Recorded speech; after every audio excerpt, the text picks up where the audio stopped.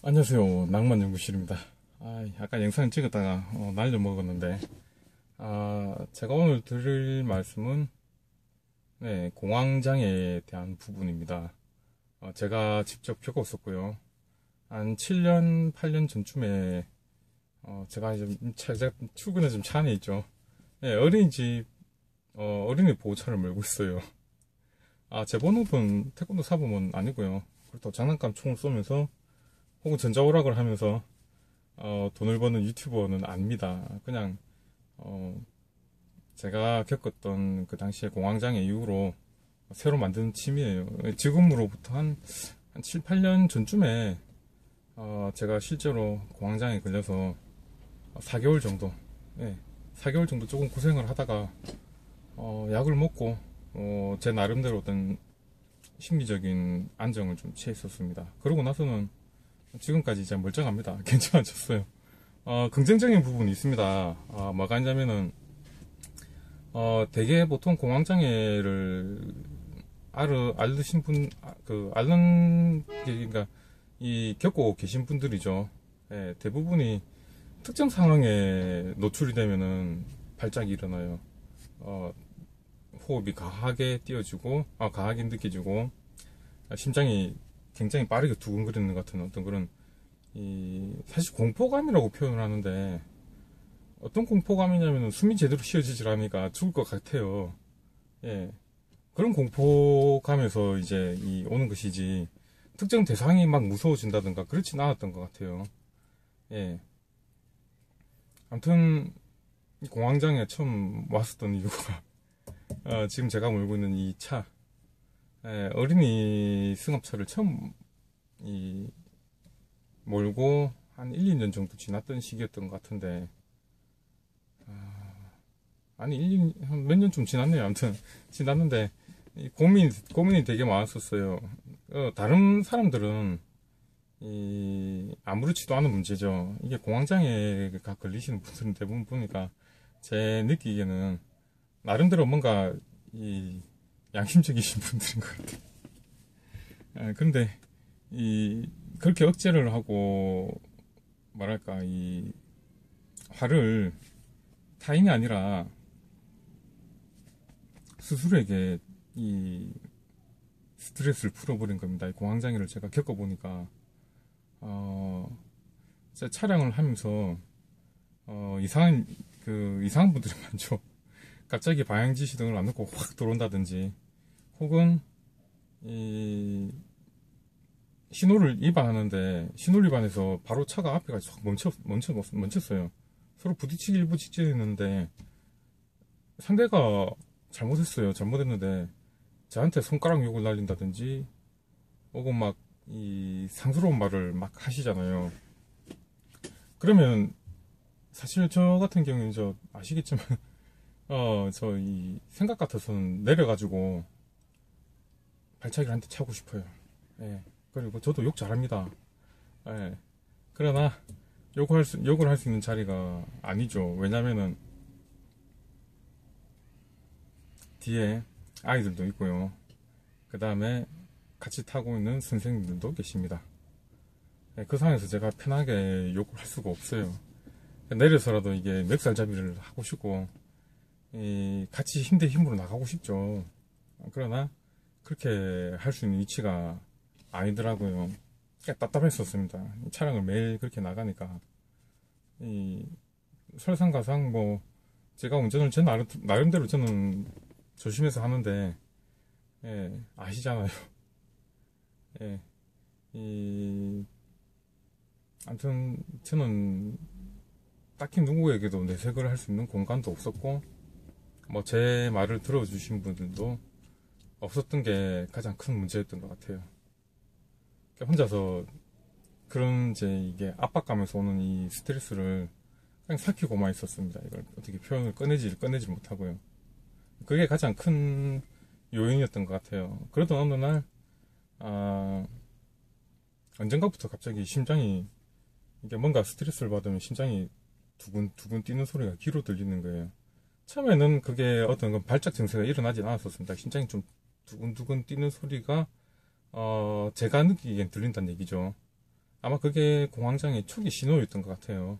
혹시 이 영상을 보시는 분들은 만약에 그런 증상이 느껴지시면 바로 신경정신과로 가셔서 상담을 받아보십시오. 다른 검사들 있죠.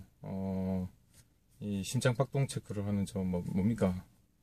그 빨판 같은 거, 오징어 빨판 같은 거 떡 꽂아가지고 심박 체크하는 그게 있죠. 네, 그 검사 갑자기 이름을 모르겠네요. 내과 검진을 받아보시고 심장 부분에 문제가 없으시다면은 거의 10중 8구 이 심리적인 요인에서는 공황장애라고 보고 있습니다.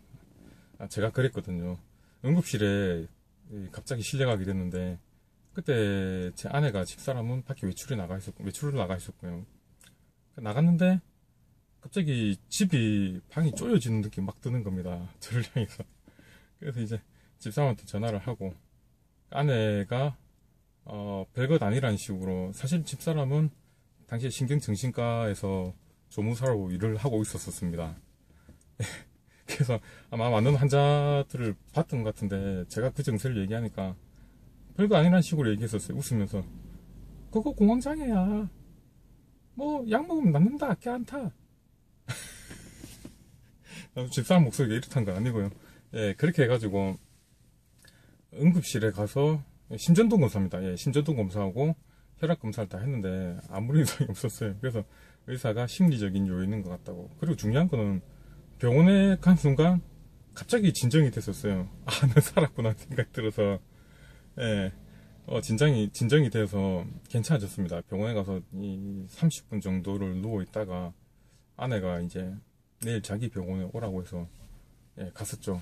가서 직장에 제가 얘기를 했었습니다. 이게 공황장애가 온 것 같다고. 얘기를 하고 잠깐 조퇴를 해서 집사람 병원에, 아내가 있는 병원에 갔죠. 가서 병원의 원장님도 만나 뵙고 상담을 한 과정에 이 눈물이 정말 왈칵왈칵 나더라고요. 내가 뭘 잘못해서 이런 몹쓸병에 걸렸나. 예. 그러면서 한 사실이 있습니다. 공황장애에 걸려서 절대 죽지 않는다는 사실이죠. 예, 저를 상담해 주셨던 원장님께서 그러셨습니다. 죽지 않는 병이구나. 예, 안 죽는답니다. 그래서 저는 제 스스로의 치료 핵심 포인트, 스스로 줬던 일이 가장 그게 컸었습니다. 절대 죽지 않는다는 거요. 그 사실 하나만 아시면 됩니다. 안 죽습니다, 여러분들.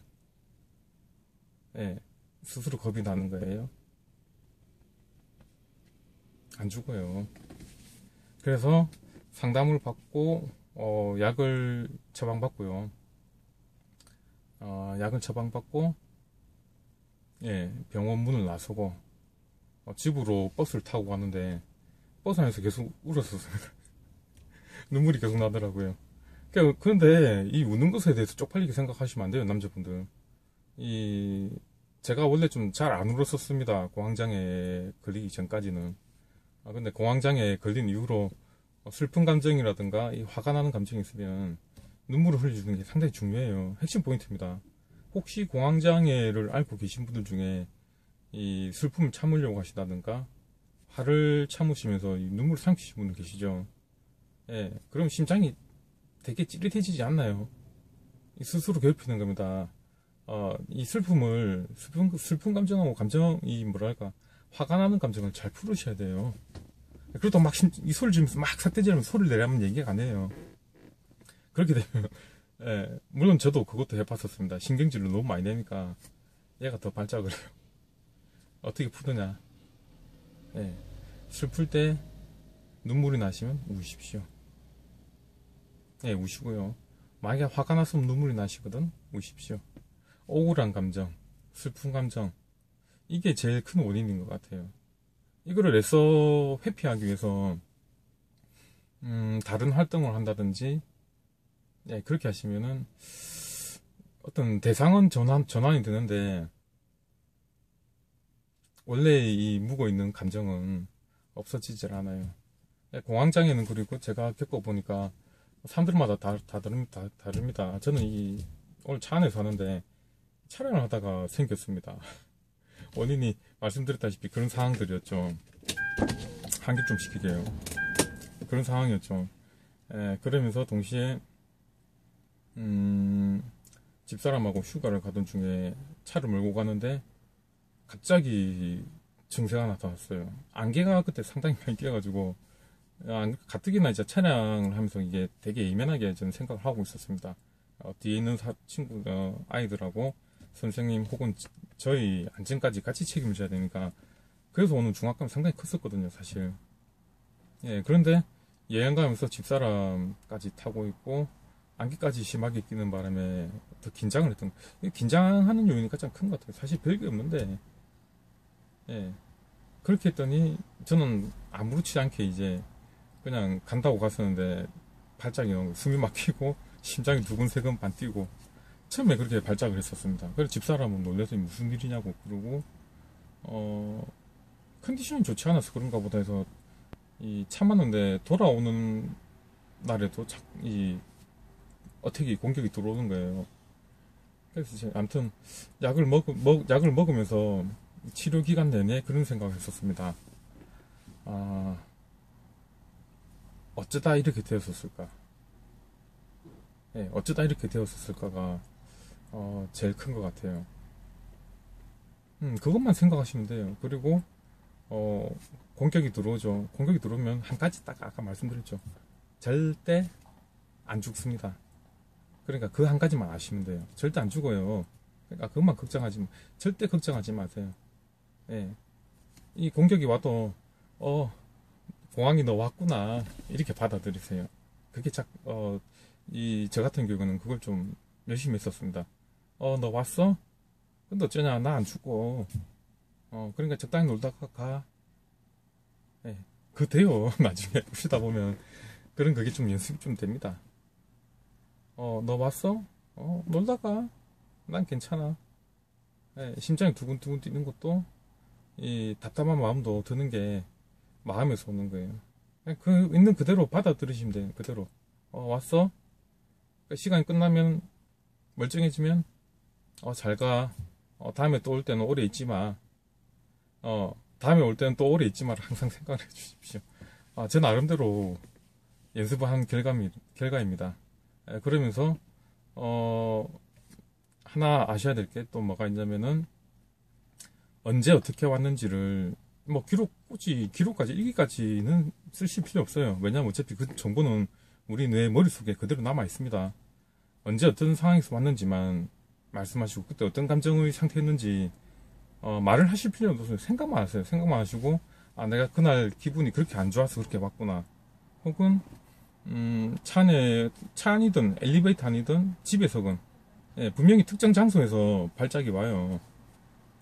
그 장소가 내게 어떤 추억이 있었던가 그것만 생각을 하시면은 그리고 그때 느꼈던 감정들에 대해서 그대로 받아들이십시오.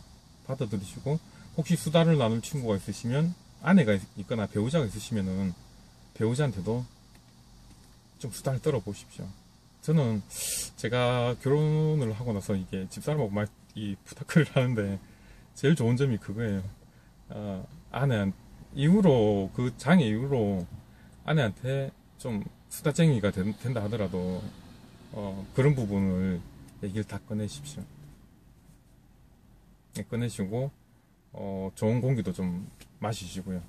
일단 오늘은 제가 여기까지만 이제 곧 나가야 되거든요. 1부는 여기까지만 하겠습니다.